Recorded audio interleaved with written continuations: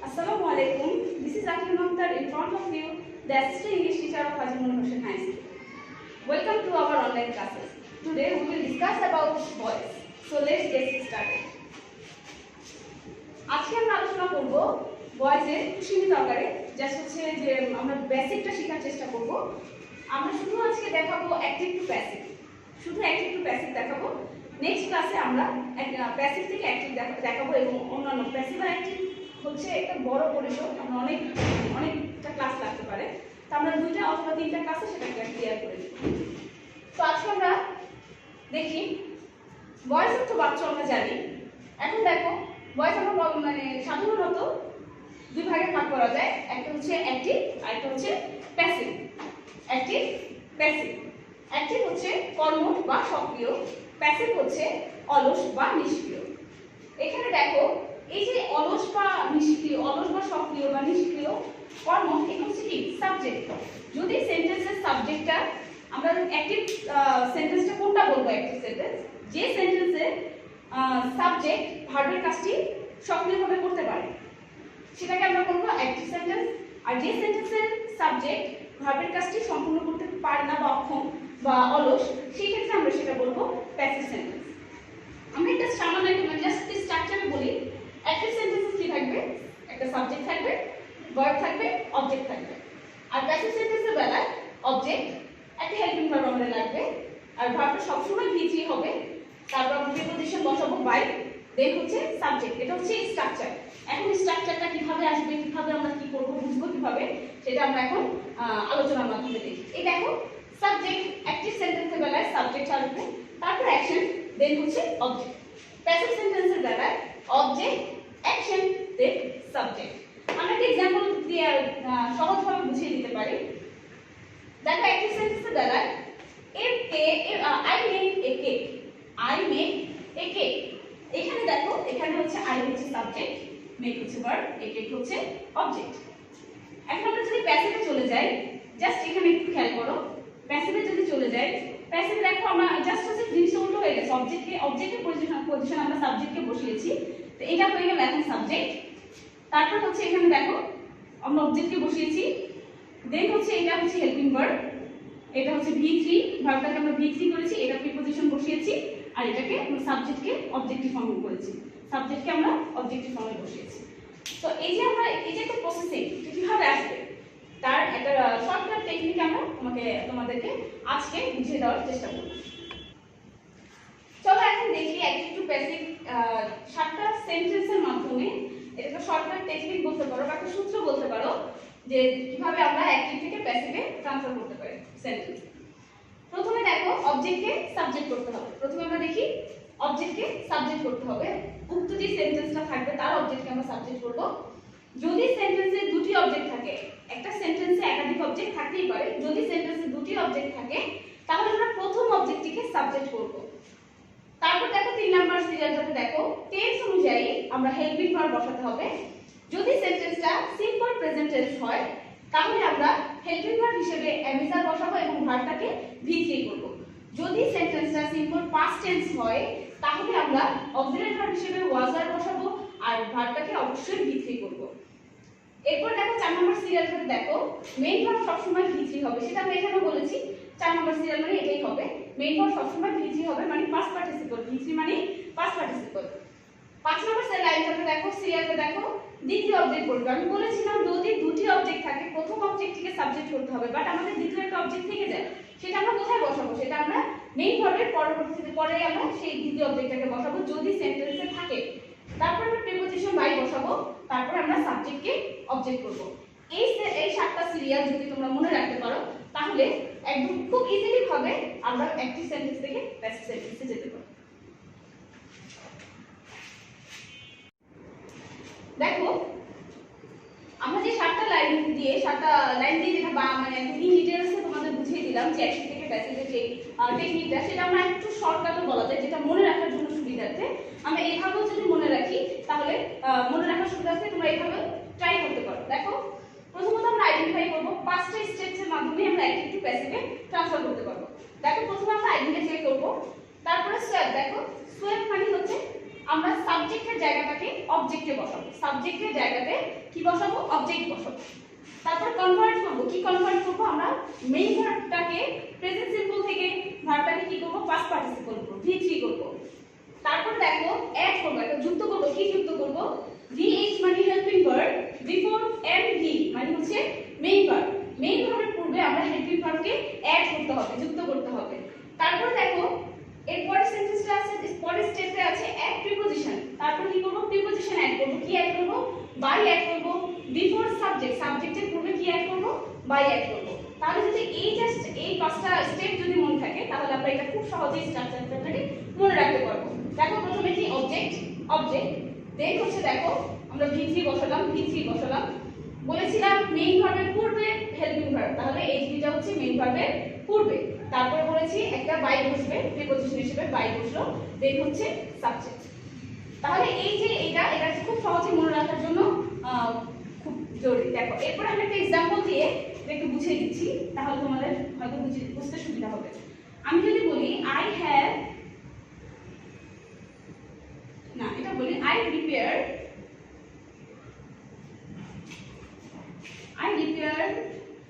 My card, I prepared my card. এটাকে যদি আমরা প্যাসিভে নিই ট্রান্সফার করে, এখানে আমার সাবজেক্ট, এটা হচ্ছে ভার্ব, আর এটা হচ্ছে অবজেক্ট। তাহলে আমরা প্রথমে সাবজেক্টের পরে সোয়েপ করে সাবজেক্টের জায়গায় কি আনতে হবে, অবজেক্ট আনতে হবে। তাহলে আমরা লিখলাম মাই কার্ড, তারপর বলেছিলাম হেল্পিং ভার্ব বসাতে হবে। এই সেন্টেন্সটা আমার পাস্ট টেন্সে আছে। বলেছিলাম আমরা যে সাতটা সেন্টেন্সে দেখতে ছিল যে সিম্পল পাস্ট হলে ওয়াজ বা ওয়্যার অক্সিলারি ভার্ব বসাতে হবে। তাহলে লিখলাম ওয়াজ, প্রিপেয়ার্ড ভার্ব 3 বসালাম, প্রিপেয়ার্ড। তারপর বলেছিলাম একটা প্রিপোজিশন বসবে বাই, বাই, তারপর সাবজেক্ট, সাবজেক্ট হচ্ছে আই, আই এর অবজেক্ট হচ্ছে মি। এই দেখো খুব সহজেই আমরা এটাকে ট্রান্সফার করতে পারলাম। দেখো একদম আই প্রিপেয়ার্ড মাই কার্ড, এটাকে খুব সহজে আমরা চেঞ্জ করে প্যাসিভে নিয়ে আসলাম, my card was prepared by me. খুব সহজে এটা আমরা করতে পারব। তাহলে দেখি আমরা টেন্স অনুযায়ী আমরা বলেছিলাম যে হেল্পিং ভার্ব বসবে। তাহলে কোন কোথায় কোথায় অ্যাপ্রোপ্রিয়েট আমরা হেল্পিং ভার্বটা বসাতে পারবো সেটা আমরা একটু ফলো করব। দেখো টেন্স অ্যাক্টিভ এন্ড প্যাসিভ। যদি সিম্পল প্রেজেন্ট টেন্স হয় তাহলে অ্যাক্টিভের বেলায় দেখো মেইন ভার্বটা আছে, প্যাসিভ করতে গেলে আমরা অক্সিলারি ভার্ব কি বসাবো, অ্যামিজার বসাবো, আর ভার্বটাকে V3 করব। রাইটের ভার্ব হচ্ছে V3 হচ্ছে রিটেন। প্রেজেন্ট কন্টিনিউয়াস যদি থাকে স্ট্রাকচারটা একটু মনে করি আমরা, প্রেজেন্ট কন্টিনিউয়াস স্ট্রাকচার ছিল অ্যামিজার ভার্বের সাথে আইএনজি। দেখো অ্যামিজার রাইটিং আছে, প্যাসিভ বেলায় আমরা কি হয়ে যাবে, অ্যামিজার বসবে, তার সাথে একটা বিং বসবে, তারপর ভার্বটাকে V3 করব। এখন এই যে অ্যামিজার আছে, এখানে অ্যামিজার বসাবো, ওই উক্ত সেন্টেন্সে যে অক্সিলারি ভার্বটা থাকবে সেটা আমরা নাও বসাতে পারি। যদি এম থাকে, আমরা যখন অবজেক্টকে সাবজেক্ট করব সেই অনুসারে আমাদের অক্সিলারি ভার্বটা বা হেল্পিং ভার্বটা চেঞ্জ হতে পারে। প্রেজেন্ট পারফেক্টে দেখো যদি হ্যাভ থাকে, ভার্বটা V3 থাকে, আমরা জানি পারফেক্ট সবসময় ভার্ব V3 থাকে, তাহলে হ্যাভ বা হ্যাজ এর সাথে একটা বিং বসবে, ভার্বটা V3 থাকবে। সিম্পল পাস্টের বেলায় দেখি রাইটের পাস্ট হচ্ছে রোড। যদি এরকম ভার্বটা সিম্পল পাস্ট থাকে তাহলে প্যাসিভের বেলায় আমাদের কি করতে হবে, অক্সিলারি ভার্ব ওয়াজ বা ওয়্যার বসাতে হবে, এবং ভার্বটা অলওয়েজ দেখো ভার্বটা written written written written, verb always V3 থাকবে, ভার্বের কোনো পরিবর্তন হবে না। পাস্ট কন্টিনিউয়াসের বেলায় স্ট্রাকচার পাস্ট কন্টিনিউয়াসে অলওয়েজ ওয়াজ বা ওয়্যার থাকে এবং ভার্বটা সবসময় V3 থাকে। সেই ক্ষেত্রে আমরা দেখো প্যাসিভ করার সময় এটাকে পরিবর্তন করব, ওয়াজ বা ওয়্যারের সাথে একটা বিং বসাবো, দেন হচ্ছে ভার্বটা V3 থাকবে।